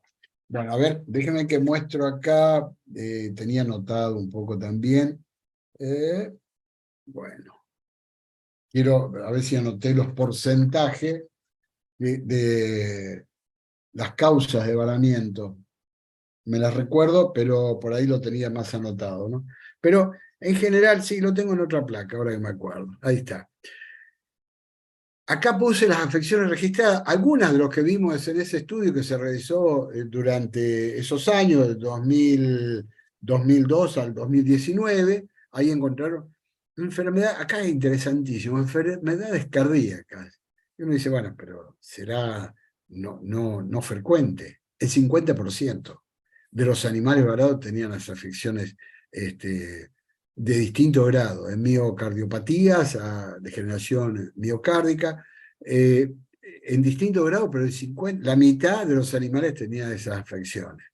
Parásitos, algunos tenían muchos parásitos, otros leve parásitos, y desecho marino, ingestión de plástico y demás. Infecciones. En el caso de la brucelosis, no era que estaba reportado en ese trabajo, pero lo puse porque también, ahora después vamos a ver, encontraron dentro de las infecciones, en otro hermanamiento de Costa Rica, justamente brucelosis, ¿no es cierto? Que hoy Juan Pablo, mejor dicho, ayer Juan Pablo lo mencionó. Lo interesante, cuando hablamos de enfermedades miocardiopatías, esto es interesantísimo, porque uno dice, bueno, no miren esta placa todavía, no miren esta placa todavía, y vamos a hablar de enfermedades, y usted dice, bueno, será algún problema genético o alguna predisposición, ahí no tiene nada que ver el ser humano, porque uno acá cuando habla de toda la rehabilitación, primero, el concepto de rehabilitación es tratar a los animales que tienen un problema por actividades antrópicas, es decir, por todo el problema de lo que estamos ocasionando los seres humanos, directa o indirectamente, porque todos tenemos una parte por los que consumimos, por el plástico, por esto, y bueno, el microplástico que hay ahora en el mar, hay islas de plástico, es increíble, grandes como una provincia, una de nuestras provincias hay islas de plástico, es un delirio pensar de que se haya formado una isla de plástico. Entonces dice, bueno, enfermedades cardíacas, el ser humano no tiene nada que ver. Bueno, veamos, a ver qué pasa. Un alto porcentaje de cogias varados muestran signos de degradación cardíaca y miocardiopatía, ¿no es cierto? Degeneración miocárdica está, y la cardiomiopatía, la presencia en cogia brevice es mayor que en otros mamíferos. Bueno, ahí hay una alerta, porque en estas especies es mayor que en otras especies, ¿no es cierto? Entonces ya parece que nos tenemos que orientar de que hay algo raro.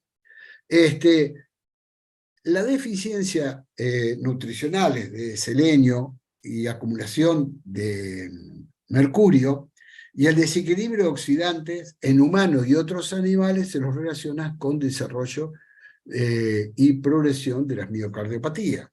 La concentración del mercurio en calamares son bajas, ¿está?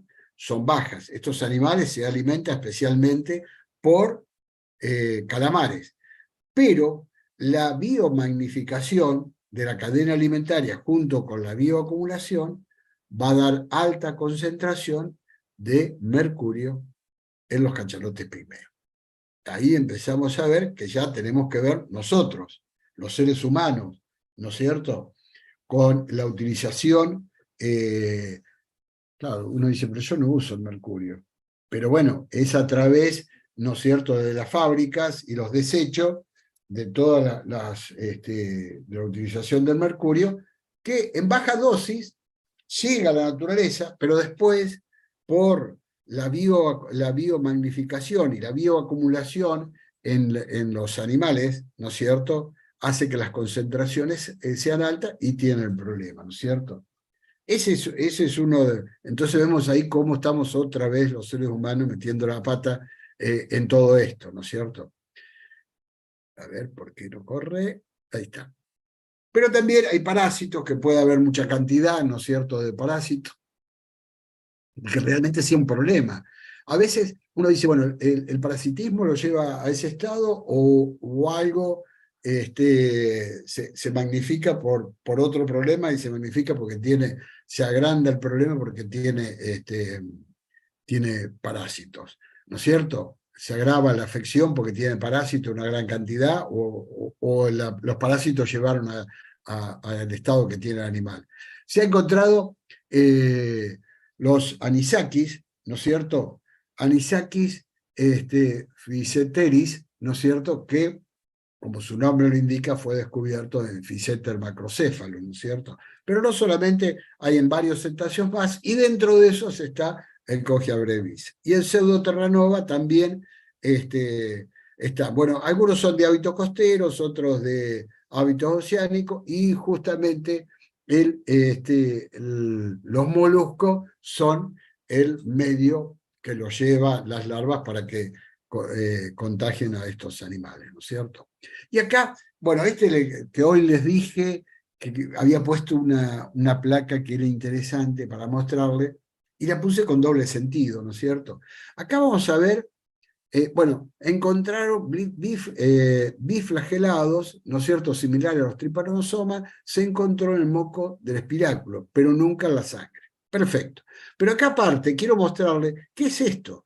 Esto es, acá, usted creo que están viendo el cursor, ¿no es cierto? Acá está la cavidad oral, acá esa flecha nos va a seguir por el esófago, ¿no es cierto? Por ahí va a pasar el alimento, pero es atravesado, esto es importante porque es difícil imaginárselo cuando uno no está en el tema, está atravesado el esófago justamente para la laringe, que el orificio nasal, el espiráculo, está en la parte dorsal del animal. Este puede estar un poco más adelante, otro está un poco más atrás.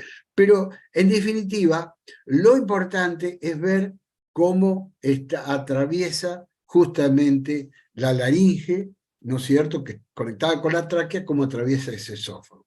Y acá hay cosas interesantes, ¿no es cierto? Pero en general, uno dice, ya voy a hacer referencia a algo que les conté hoy, que medio deduzco yo, no lo vi escrito por ninguna parte, pero siempre digo esto. A mí me llamaba la atención, digo, pero estos animales, está bien, cuando van nadando y salen a respirar, puede venir una ola, ¿por qué no les va a entrar por el espiráculo agua?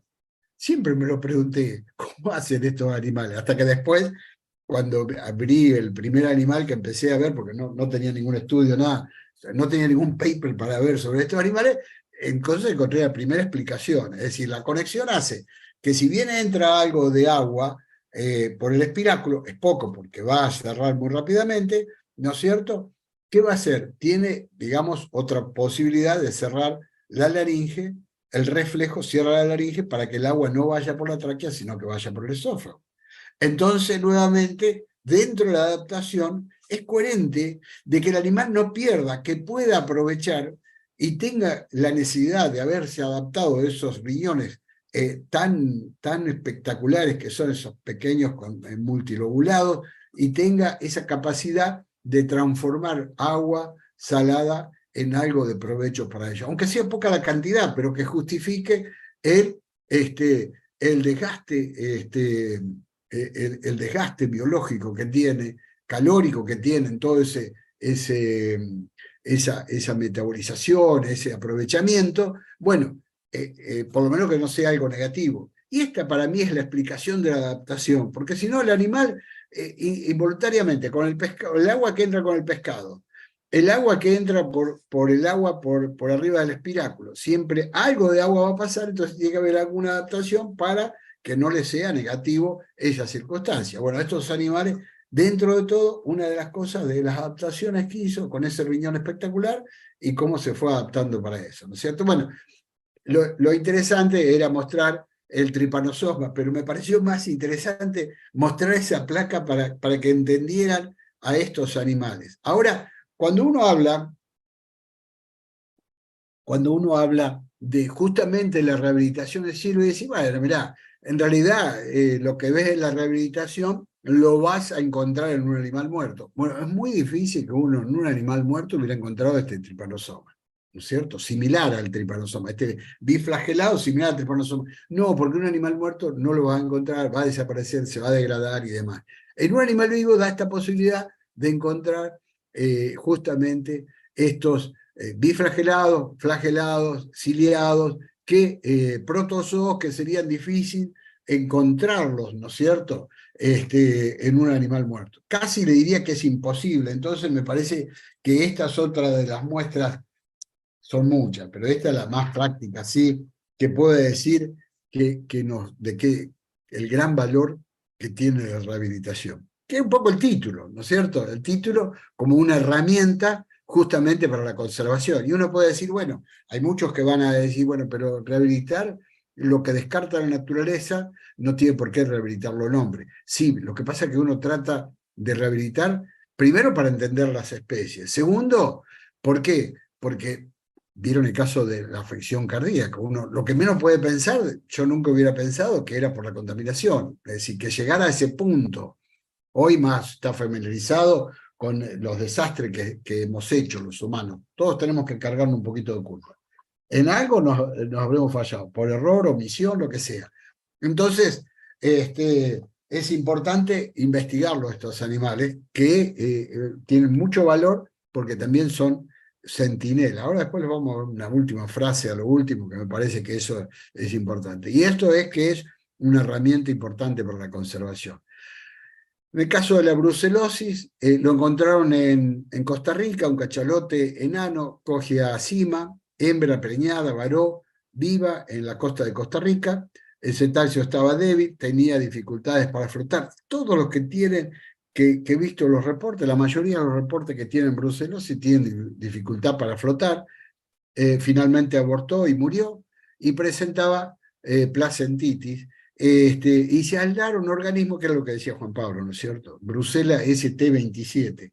ST27, que es, en realidad, es la Brucella seti, está Brucella seti tipo delfín, ¿no es cierto? Brucella seti tipo marsopa, Brucella pinipidialis tipo foca, y la cuarta es esta Brucella setis ST27. Y tiene una particularidad, se la ha encontrado en seres humanos y en cetáceos. A decir verdad, tal vez se me está pasando algún, en mi caso. Los que nombró Juan Pablo son casos que es cierto, en un peruano, pero ustedes saben que da miedo a veces cuando uno ve que dice la brucelosis y ves muchas veces que se ha encontrado, y lo hablamos mucho, yo la conozco a la investigadora, a esta chica, ¿cómo es? A Hernández Mora, y a Gabriela, ¿no es cierto? Y lo hemos hablado, y hemos visto fotos, me han mostrado fotos y demás, y es cierto, la gente agarrando los animales que después tenían brucelosis, y estaban ellos tocando la sangre, la gente que va por curiosos y demás, ¿no es cierto? Es decir, bueno, a mí me tocó investigar y formar un grupo interdisciplinario para estudiar es otra bacteria, que fue la que nos encontramos en pinnípedo, que es largo, que es la tuberculosis. Y uno dice, bueno, ¿cuántos veterinarios, biólogos han ido a estudiar estos animales y no tenían en cuenta que que tenían una enfermedad zoonótica, ¿no es cierto? Y este caso está demostrado ahí, justamente humano y cetáceo, que es una zoonosis, pero los casos que yo sé reportado, que se han reportado, no han tenido contacto con mamíferos marinos. Eso es lo extraño, ¿cierto? Sí han tenido contacto en el agua, que han estado en el agua, en el mar, que han comido pescado crudo, como es el sushi y lo demás, y el ceviche, pero los casos que yo vi no son muchos, son esos dos casos que nombró Juan Pablo, tal vez hay más ahora, tendría que investigarlo. No había estado en contacto con mamíferos marinos. Pero no quiere decir de que no sea una posibilidad. Yo a veces me pregunto cuántos casos de brucelosis que se analiza como brucelosis ahí queda, y que tal vez no se sabe qué brucela es la que está atacando a un ser humano, ¿no es cierto? Porque da la casualidad que eso, el caso peruano se encontró en Estados Unidos, y que no habrá habido más en Perú o acá entre nosotros con brucelosis, no se detectó que era en caso de una brucela de SETI. Esas son las cosas que todavía quedan ahí dando vuelta, y que se va estudiando bastante, ¿no? Hernández, Gabriel Hernández ha puesto en tema y sobre la mesa la brucelosis, que es muy interesante y hay que tratarlo, de investigarlo y seguir adelante, ¿no es cierto? Eso es muy importante. Y bueno, ahora empezó a trabajar con la fundación y trabaja también con unas profesionales acá de la Argentina, creo que son del Muñiz, si mal no recuerdo. Y es muy interesante. Bueno, hay que seguir investigando. Lo que se investiga se encuentra, lo que no se investiga no se va a encontrar nunca. Ahí tenemos una foto, justamente de Cachalotti. Bueno, es lo que mostraba, ella lo pone en el trabajo. Bueno, mirá cómo la gente, justamente con ese animal que estaba preñado con brucelosis, está ahí tocándolo, sacándose fotos. Bueno, de esa van a encontrar un montón, ¿no es cierto? Después la placentitis y demás, ¿no? La foto B. Bueno, y ahora ya vamos a salir de un poco para tocar algunos casos. Nosotros tuvimos unos pocos casos de Physeter macrocéfalo, ¿no es cierto? Tuvimos unos pocos casos. Yo en uno de esos, les cuento, de esos que encontramos al principio, que atendimos, que murieron muy rápido los cachalotes, uno tenía unas heridas que me llamaron siempre la atención. Muchos años después la empecé a encontrar en otros grandes cetáceos, en orcas, en una orca, y después lo vi también en algunas ballenas. Y bueno, después pude saber a qué se debía, porque era un círculo bien sacado, como fue sacado por un sacabocado. Bueno, son lesiones producidas por un tiburón chiquito, muy particular, muy interesante, ¿no es cierto? Pero bueno, estos animales son tan grandes que tratar de rehabilitarlos es muy difícil, a no ser que uno esté, que el que tenga que rehabilitar sea un cachorro, porque si es un animal grande es muy difícil. Acá lo que se cuenta, lo que se describe este trabajo es una manada de 7 cachalotes macho que varó en las costas del Adriático, en el sur de Italia, ¿no es cierto? Particularidades, a ver si puse alguna placa, sí, las particularidades que tenían lugar: ingresaron a un lugar complicado por estrategia de alimentación, siguiendo algún alimento, alguna presa, o para evitar perturbaciones humanas naturales. No está claro. El cetáceo a la larga se encontraron ese alimento en una zona que no encontraron para volver a salir, y ahí viene inanición prolongada, y acá es el caso interesante: pérdida de reservas corporales y la consiguiente liberación de sustancias químicas con probables efectos neurotóxicos e inmunotóxicos. Es decir, hay sustancias tóxicas que se van a almacenar en la grasa, pero están en la grasa y no afectan al animal. Y ahí empieza la bioacumulación, que es lo que hablábamos hoy, ¿no es cierto? Ahora, ¿qué pasa cuando el animal deja de comer? Se deshidrata, pero antes de deshidratarse, empieza una movilización. Esto es para todos los cetáceos. Bueno, acá lo vamos a ver adaptado a lo que puede pasar. Por eso lo puse a este trabajo a un grupo de cetáceos machos de Physeter macrocéfalo, ¿no es cierto? Entonces, ¿qué va a pasar? Empieza la transformación de esa grasa en agua. La grasa, ustedes saben, que se transforma muy fácilmente en agua, y es el recurso que tiene el animal para no entrar en una deshidratación muy rápida, y aparte de alimentarse de su propia grasa. Pero ¿qué empieza? La liberación de sustancias que fueron bioacumuladas en su organismo, y las termina posiblemente, una hipótesis, que termine con como efectos neurotóxicos e inmunotóxicos, ¿no es cierto? Es decir, es un caso interesante, por así decirlo, de ver cómo se llega el problema, porque en definitiva somos el problema, es el ser humano, ¿no es cierto? Lo que llega a ocasionar. Y ahí, ¿por qué? Porque los clorados y demás se usaron durante mucho tiempo, bueno, y eso produce y contamina el medio ambiente por la bioacumulación, la biomagnificación, todo, llegamos después a tener esto. Ahí están estos animales y lo puse esto porque está la fracción orgánica, ¿cierto? Que es del alimento, y peso de la fracción inorgánica, en lo distinto, 1, 2, 3, 4, 7, ¿no es cierto? El contenido estomacal, NE no se estudió, seguro.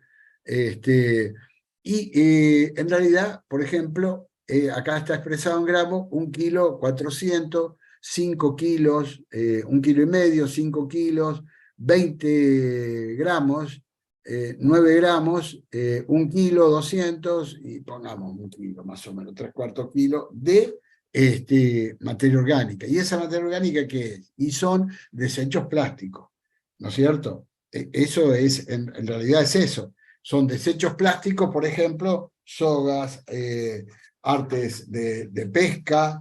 Bueno, eso es todo lo que producto del desastre nuestro, ¿no? Lamentablemente. Bueno, acá justamente lo había, como machete me había puesto, porque tengo 73 años, a veces tengo que machetear algo como para acordarme, ¿no? Bueno, pero sí, era lo que le dije yo recién.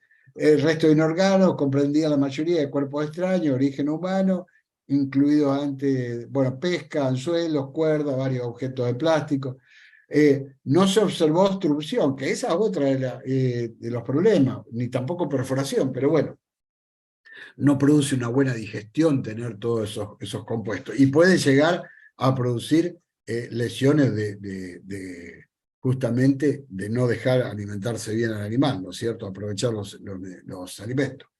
Y acá hay otro, este ya fue otro ejemplo, 2 machos, también Physeter macrocéfalos, encallaron en la costa norte de California. Grandes cantidades de restos de redes, pesca, cuerdas y otros desechos. En este caso, acá sí jugó un papel más importante los desechos, ¿no es cierto?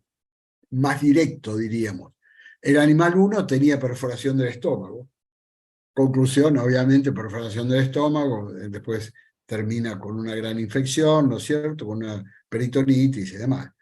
El segundo tenía condición corporal demacrada, ambas muertes fueron por impactación gástrica. Los desechos ingeridos de mamíferos marinos generalmente se han detectado mediante examen post-mortem de animales capturados incidentalmente o varados. Es decir, puse este ejemplo, más hay otros reportes que hablan hasta de gran cantidad ¿cómo es? De desechos del ser humano. En el primer caso de los cachalotes, de los cogia, quiero decir, sí, los cogia, en ese que le mostraba ahí, que son los 3 que estaban varados, también. Si bien el porcentaje de desechos, de restos de plástico, de eso era nada más que el 7%, en realidad producieron un daño importante, ¿no es cierto? Porque eran sogas y eso. Bueno, y acá otro caso más, y ya es el tercero, es el último que les muestro, cachalote hembra, varó, muerta en la playa, en la isla, una isla italiana, el contenido estomacal, 22 kilos de plástico y restos de calamares. El plástico ocupaba más de 2/3 del estómago. Los intestinos estaban bloqueados por restos de plástico. Este es más directo, ¿no es cierto? Justamente el desecho.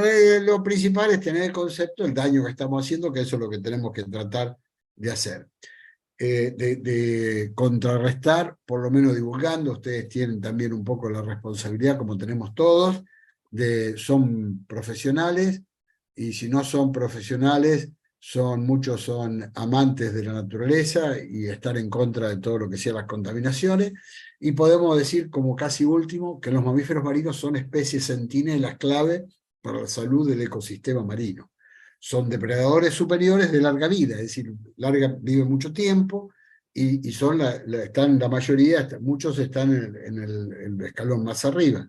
Entonces, concentran contaminantes a través de la bioacumulación, que se los vengo nombrando, se integran en el ecosistema en términos de exposición e impactos, a impactos ambientales, ¿no? Pero último, Me parecía que esto, el planeta, que es para dejar el último mensaje, ¿no es cierto? El planeta es el hábitat que tenemos en común con infinidad de especies de animales. Realizar el uso responsable y conservar del ambiente que nos rodea debe ser nuestro compromiso. Bueno, nada más, muchísimas gracias y si quieren hacer alguna pregunta, estoy para escucharlos. Bueno, desde ya muchas gracias, Julio, te agradecemos un montón desde el Grupo Fauna de la Católica por darnos esta charla y tomarte el tiempo para estar acá hoy. Voy a leer acá unas preguntas del chat. Walter pregunta, buenas, ¿qué posibilidad hay de ver esa mancha de tinta, ya sea en la costa o de embarcado? ¿Cuánto dura la mancha? ¿Se sabe? Vos sabés que no tengo buen retorno, a ver si lo puedo meter. ¿Me la podés repetir? Disculpame, ¿viste? No hay problema. No, Buenas, pero lo tengo al máximo. ¿Qué es lo que quiere observar, que no puede observar? ¿Qué? dice, buenas, ¿qué posibilidad hay de ver esa mancha de tinta, ya sea en la costa o de embarcado? ¿Cuánto dura la mancha? ¿Se sabe? Bueno, es difícil. Es decir, ahí nosotros la vimos porque estaba el animal en rehabilitación, pero ¿cuál es la dificultad? Una, en la costa no la vas a ver la mancha, es difícil que se vea, los animales están más adentro, a no ser que el animal esté varándose y pueda alargar esa mancha. Pero yo creo que el animal que se está por varar, lo estoy pensando, ¿no? Haciendo una deducción, el animal que se está por varar, que se va a varar, ese animal ya viene sin comer, ya viene mal. Prácticamente hay que tener claro que el animal que se vara está en la última etapa de su afección, su problema de enfermedad, está en la última etapa. Es decir, está muy cerca de la muerte. Entonces es difícil que se vea por ese sentido. Ahora, con respecto a verlo en el mar, bueno, tenés que tener la oportunidad de ver los animales que son muy difíciles, y que te puedas aproximar tanto como para que él se vea atacado, o se vea, no atacado, que se vea sorprendido por la embarcación y que se retire y pueda hacer la marcha. Pero me parece que es muy difícil de verlo, no imposible. ¿Ah? Bien. Bueno, otra pregunta que tenemos desde el grupo, dicen, ¿en la naturaleza los animales comen calamares y pescado o solo hay que suplementarlos cuando están en rehabilitación? No, comen algo de pescado, ¿no es cierto? También, y comen calamar. Nosotros en la rehabilitación hay una limitación porque los calamares que se le va a administrar no son de una fácil digestión. Entonces hay que suplementarlo con un pescado graso porque tenés que llegar a la cantidad de kilocalorías para mantener el animal, ¿no es cierto? Pero comen pescado también. A ver, que quede claro, cuando yo decía que no tiene que tener piel, sacarle la escama, que sea filé, no sé si quedó bien anotado, pero que sea filé, lo interesante es que favorecer toda la digestión, porque es muy común que mueran por problemas digestivos. Por eso hay que hidratarlos, tienen que estar muy hidratados, por eso hay que hacer en estos animales mayor seguimiento con los análisis de sangre y con evaluación del contenido estomacal que un cetáceo común. Común, Bien. por decir algo, con otro cetáceo, no es la palabra común, ¿no es cierto? Ujú. Bueno, otra pregunta es, anatómicamente, ¿hasta dónde se introduce la sonda con el calamar para la alimentación? Entiendo. Es decir, uno tiene que introducir la sonda, que es cuando vas a hidratar, bastante profunda para que no te haga el reflujo. En el caso del calamar, con cualquier alimento, o por ejemplo que le vas a pasar algún alimento a cualquier mamífero marino, lo que tenés que pasar es la lengua, cosa de que una vez que pasas la lengua, que el animal lo pueda tragar. ¿Se entiende? Te facilita pasar la lengua. Si vos se lo pones en la boca, te lo va a escupir. Entonces, si vos pasás atrás de la lengua, lo va a tragar. Lo va a pasar el esófago, lo va a llevar al contenido. Entonces, pasás y retirás la sonda. La sonda siempre tiene que estar lubricada, ¿no? Para pasar una u otra cosa, se le puede poner vaselina y demás para que no dañe al esófago, ¿se entiende? Me olvidé algo de decir, no sé si puedo, es muy cortito. Dentro de los métodos diagnósticos, lo otro, porque pensaba decirlo cuando iba a hablar de los problemas cardíacos. Entonces, lo que nos tenemos que preguntar, si estos animales saben tener problemas cardíacos, ¿qué es lo que tenemos que hacer? Un ecocardio.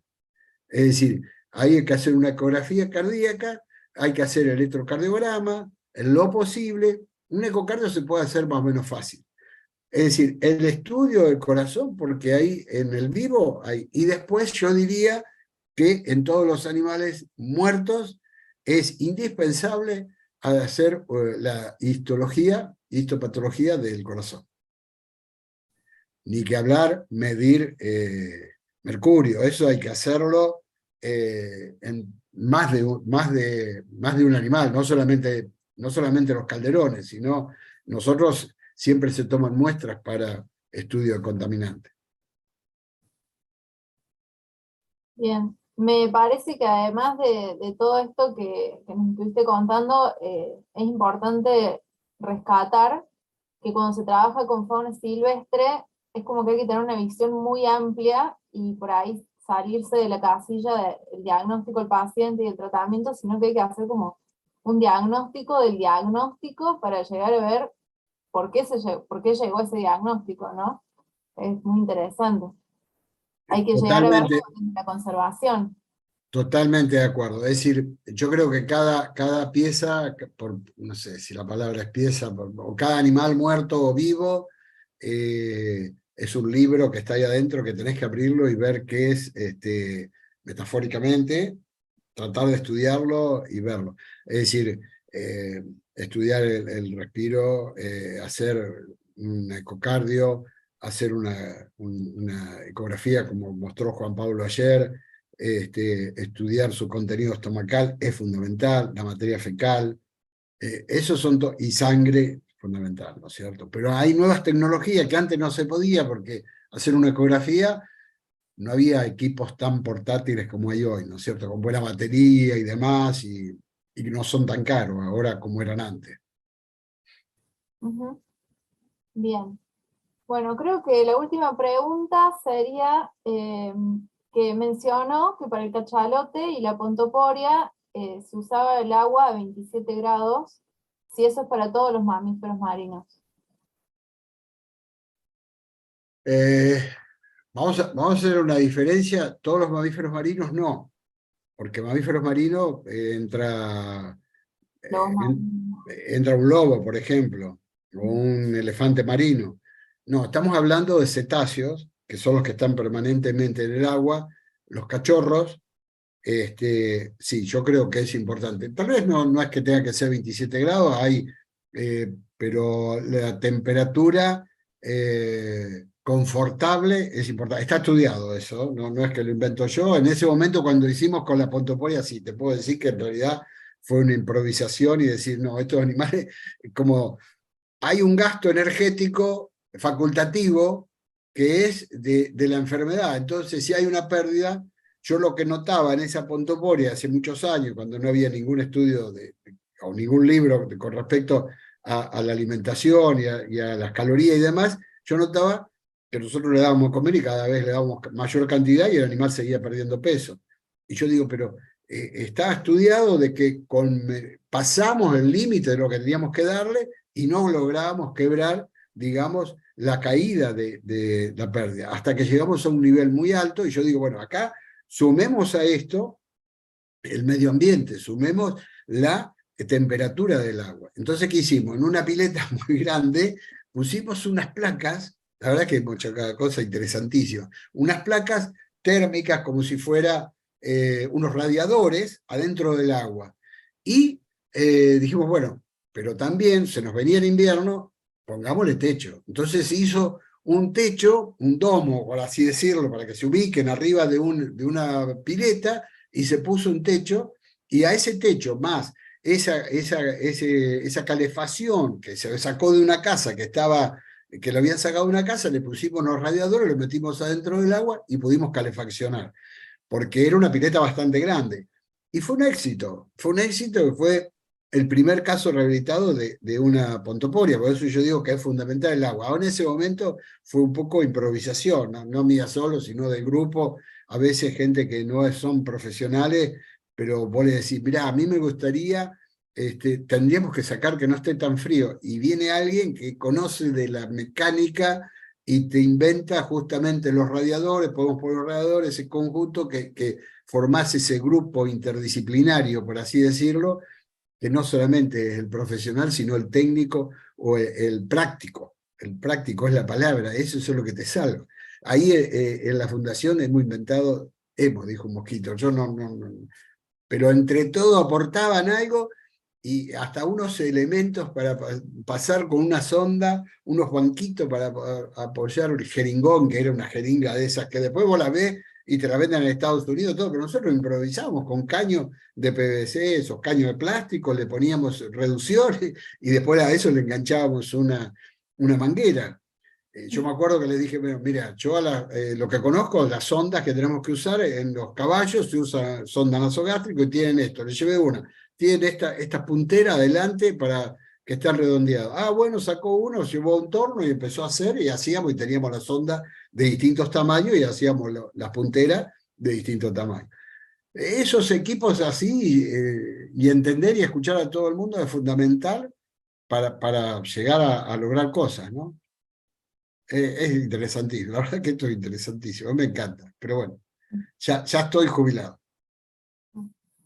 Bueno, y para cerrar, Julio Daniel Acaba dice, súper interesante la charla. Micaela Niconi, muchas gracias por la charla, muy interesante. Bueno, gracias a usted, gracias a todos los que me escuchan, a veces me paso en tiempo y no me doy cuenta, porque empiezo con un tema y me empiezo a acordar, me acuerdo de vivencias, entonces las cuento un poco con mucha euforia, porque estoy pensando, no lo que pensé, preparé la charla, sino lo que estoy, algún otro caso similar y me voy un poquito por las ramas. Pero bueno, me parecía que si no todo el mundo ha estado en charlas que es de rehabilitación de cetáceos, hay que darle para que entiendan más o menos un condimento así, ¿no es cierto? Espero que les haya gustado. Y Sí. estoy muy agradecido porque Bueno. me hicieron rejuvenecer varios años. Y creo que sus charlas, Julio, son muy, muy llevaderas, como que las hace muy... Fue un comentario general cuando estuvimos en San Clemente que como que el tiempo pasa, pero nosotros tampoco nos damos cuenta. Así que, Bueno, muchas gracias. muchas gracias. Y gracias a todos los que están conectados, a los que se han animado a hacer comentarios, a preguntar y a todos los que se han inscrito. Mañana nos vemos de nuevo.